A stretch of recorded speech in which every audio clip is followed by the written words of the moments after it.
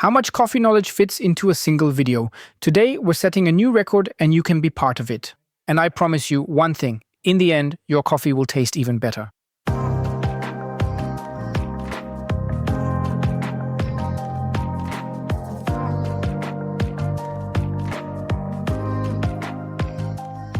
Did you know that an espresso actually tastes better when you stir it well? Only by doing that, you mix the extraction layers, whether with filter coffee or espresso, and you've got a rounded result and much more harmonious than if you drink it directly. Additionally, it also depends on how strong the beverage is, that is, how much coffee powder actually turned into espresso.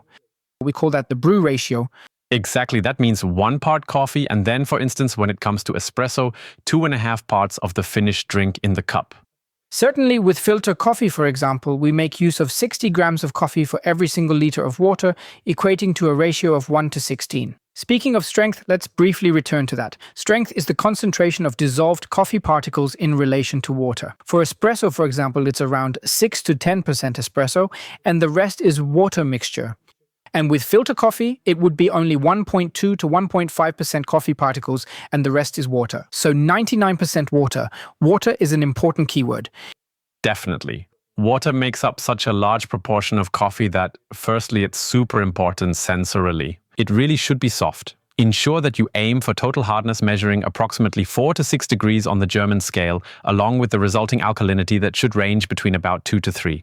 This simultaneously protects your machine. That means the coffee is delicious and your machine is protected. Low minerals is the keyword here. Speaking of minerals, sugar, again, we wouldn't recommend adding it to your espresso first, because then you won't notice. To check if it's inherently well balanced, quite often sugar is essentially a countermeasure against bitterness. And bitterness often has other reasons. That's what we should look at next. If, for example, you choose the grind size too fine, then your coffee will flow through too slowly, and you'll often extract more bitter compounds. The contrasting scenario would be if it has been ground too coarsely, because then it ends up tasting sour, which is quite unpleasant. About sour and bitter, Michel, the brewing temperature is another reason, for instance. Too hot is often also then bitter and lower brewing temperatures. For example, if the espresso machine is extremely scaled, how does it taste then? Then it often tastes sour, flat, and just doesn't do your espresso any good. And you're not fully able to extract all the flavors and nuances you ideally want. Again, sour and bitter, important topics. They're essential to your coffee because it's always about finding the right balance between acidity and bitterness. Michael, when we have that fine grind, it often indicates that we're in danger of over-extracting, so we end up taking too much from the coffee, which makes it bitter. And if we extract too little, under-extracting, then we're in the acid zone, which is sharp and unpleasant. It's occasionally even salty, which makes it taste really quite unpleasant. It's crucial to know there isn't just one best drink out there, so let me show you my espresso, which has now unfortunately turned cold. It's not automatically the crown of creation, but there might be a completely different drink that suits you well. Strength is indeed a focus once again, yet the combination of milk with, for example, espresso also holds significance.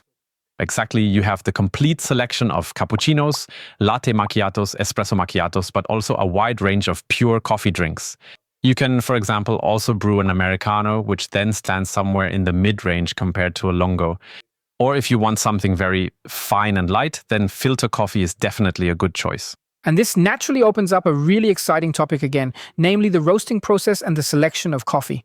Because the roasting often targets a specific beverage, depending on how much coffee we combine with water, and that's exactly the key difference between filter coffee and espresso, this concentrated espresso drink on one side and the filter coffee on the other side. So when we brew an espresso, what about the roast?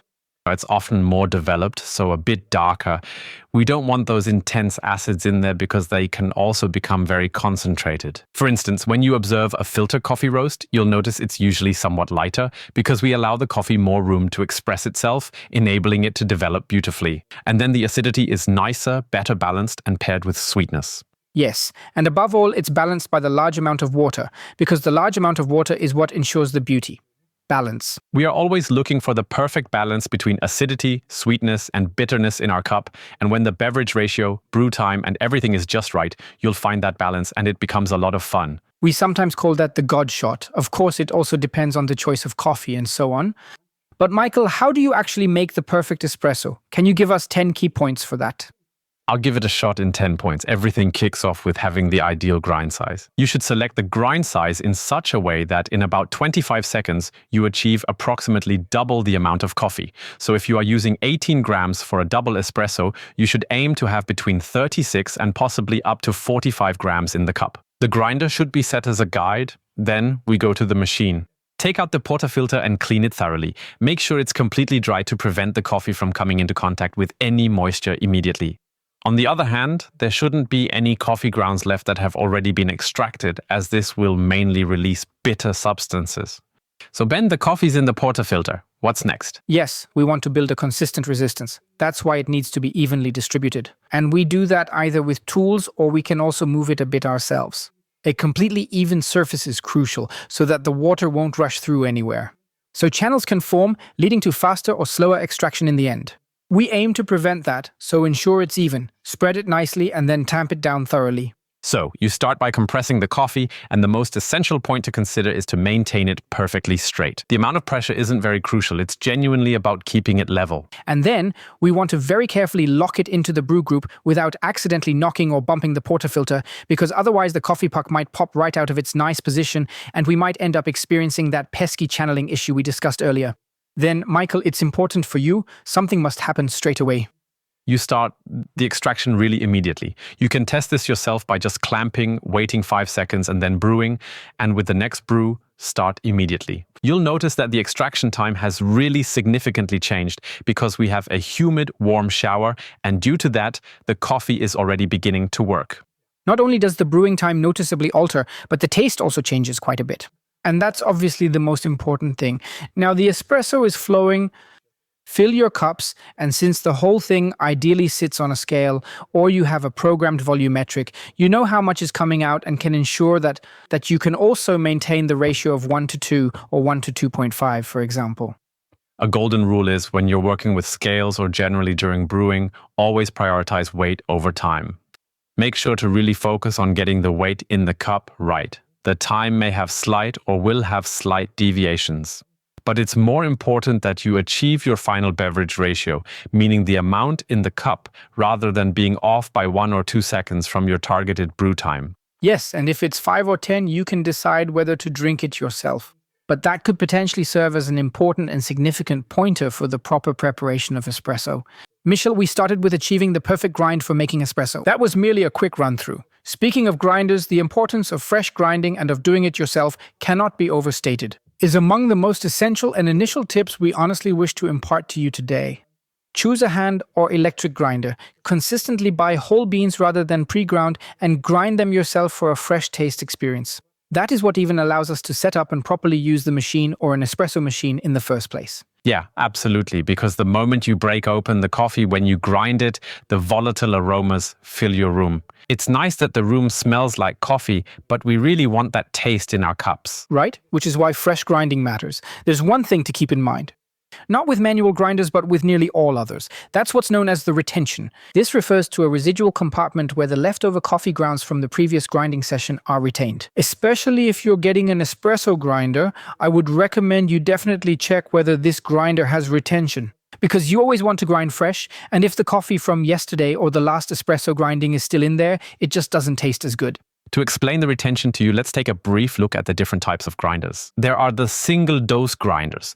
First, you weigh out 18 grams of beans. As an example, for a double espresso, throw them into the grinder and grind them completely empty. Ideally, you have retention of 0.1 to 0, so really little. Moreover, there are single-dose grinders, which typically hold around 1 gram. Be sure to always fully grind out that entire gram completely.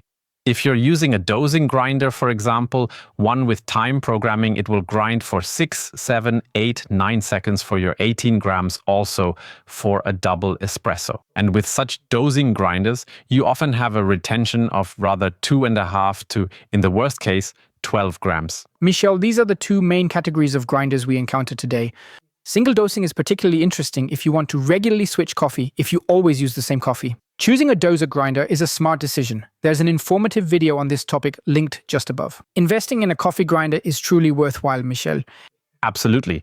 You can consider purchasing a really affordable espresso machine and place a high-quality coffee grinder right beside it. And you'll consistently have good to very good espressos, because that's truly the determining factor that makes the difference. Yes, we often see the case where many people or some people invest in expensive espresso machines.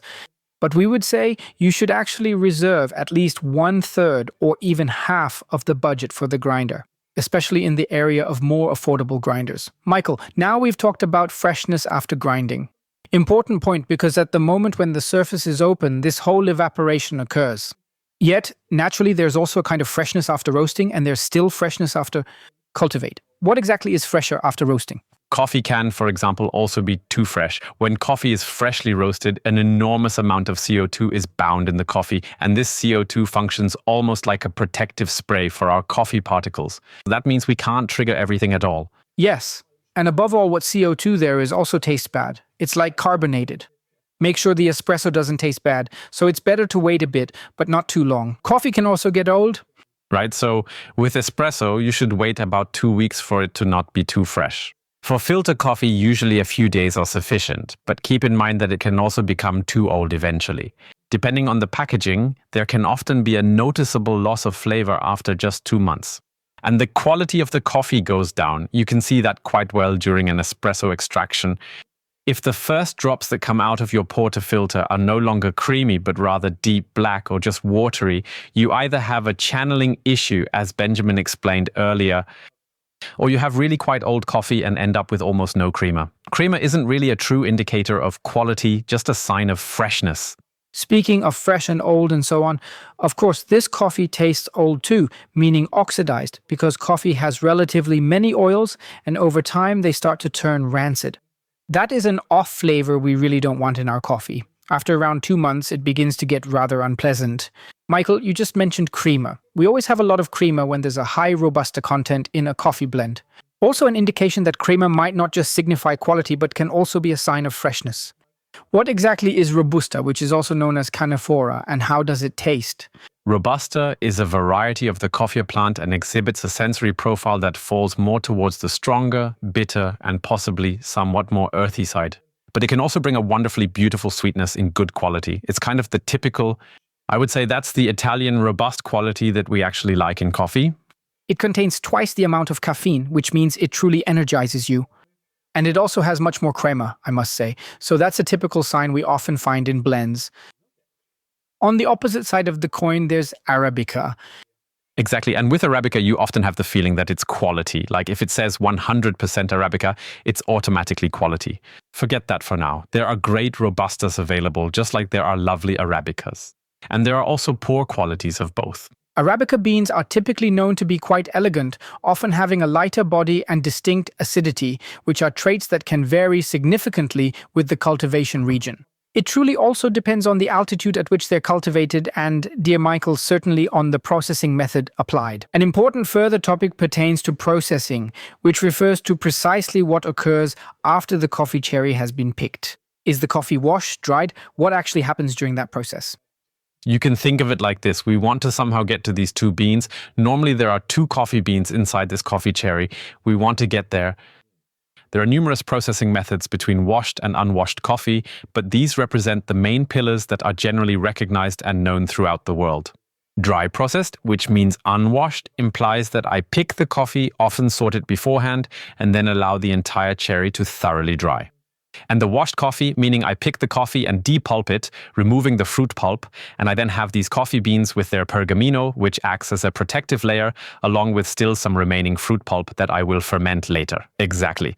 In any case, this outer layer is ultimately removed, and this is when we have the final product. Beans, or the seed of this coffee cherry, which are then first dried, subsequently further processed, and eventually roasted later on.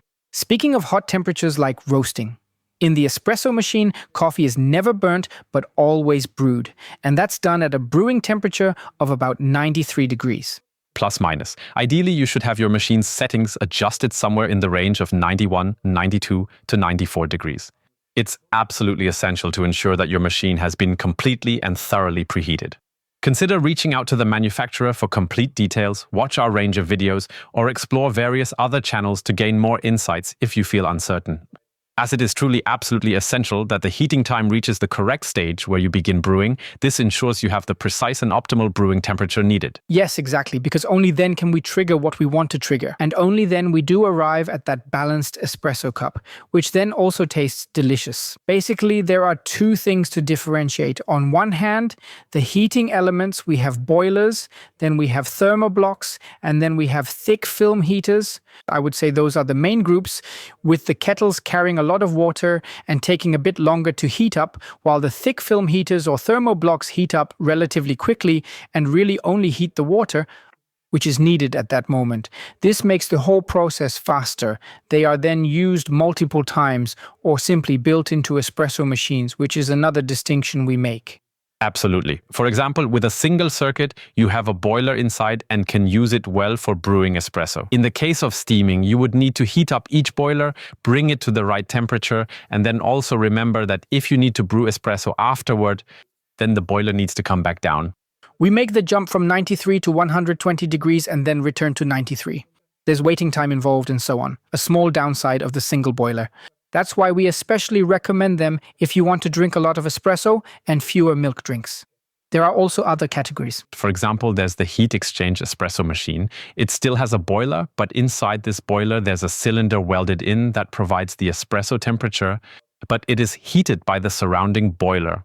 That way, you can brew and steam at the same time, making your life much easier when making a cappuccino. Is possibly a dying category. We've also made a video about it, which we link for you up here and of course in the video description below.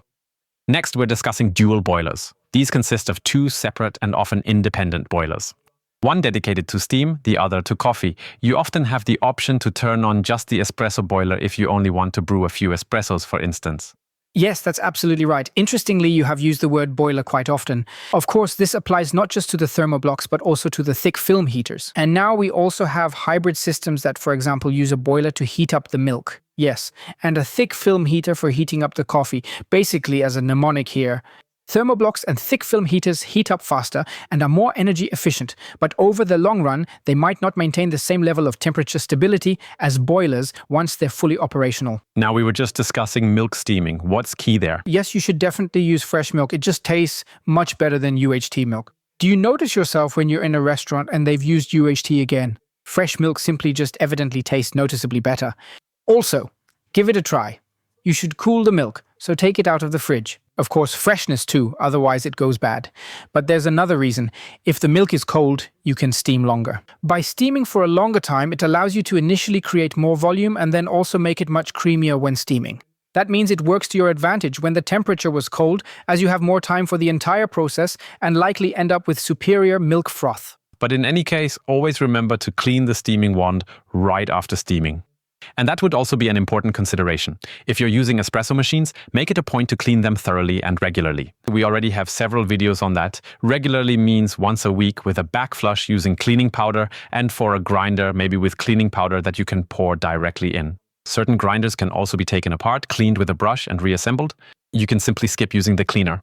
So, in the end, it'll only taste good if you choose a good coffee. We have several excellent tips in store for you. If you're still unsure which type of coffee you might like, then what do we do, Michael?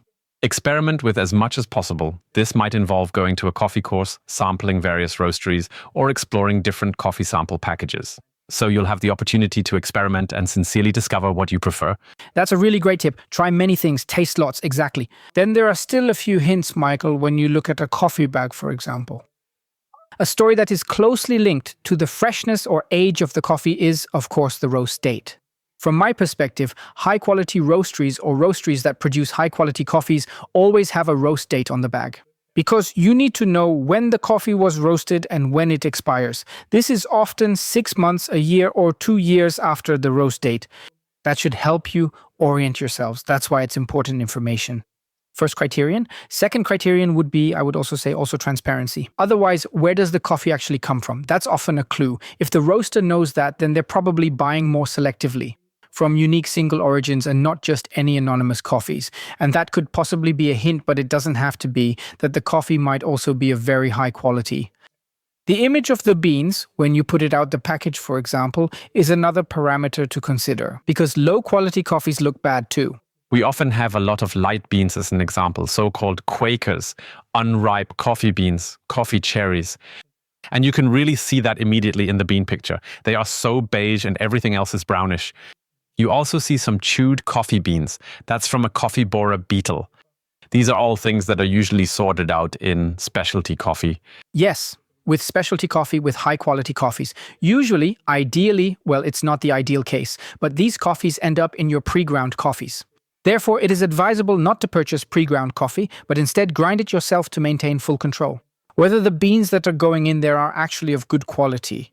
When in doubt, if you're unsure where the coffee comes from, what the quality is, and whether it was prepared under good conditions, buy double certified coffee. If you're not sure whether the roastery operates cleanly, so make sure maybe it's certified organic and fair trade. That's always a helpful piece of advice, and also a wonderful way to ensure that a little more of the earnings reach the dedicated coffee farmers. That was a quick run-through of all the available tips. You can also watch it more in depth across 500 videos on this channel. We have a variety of playlists available down here in our video lists. We recommend a particular playlist when you buy your first espresso machine. There's a playlist or a particular video that we highly recommend if you're considering purchasing an espresso machine. And there are more videos to choose from about grinding and so on, all linked below. We have some bonus tips because we forgot them. But they're important. We still want to mention, Michael, the bean container. How much coffee should ideally go in there? Always only fill the ground container with what you will drink in one day. Really nothing, super little. You always have to imagine the coffee has a quality and it's only downhill from there. Everything we do to maintain the quality of the coffee is simply reflected in the cup.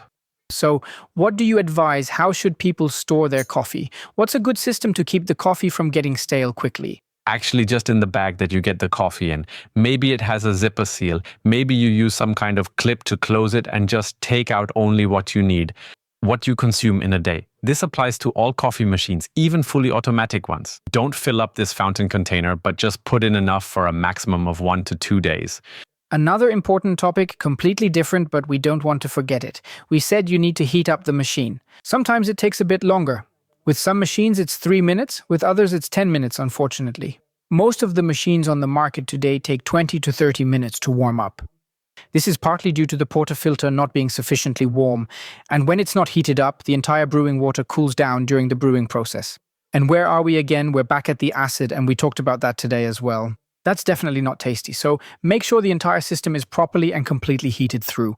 And thus, including the portafilter, it's so hot that you can't touch the portafilter anymore. Then it's hot enough. That's all from our side today with all of these helpful tips. Your coffee is sure to taste even better if you take some of them into consideration. And if you have any questions or if you have ideas on what we've missed in this video, just write it down in the comments below. We'd really be happy about that. And we'd also appreciate it if you subscribe to the channel. We regularly have these coffee videos, everything related to coffee. And if you want to join us on the journey, we warmly welcome you.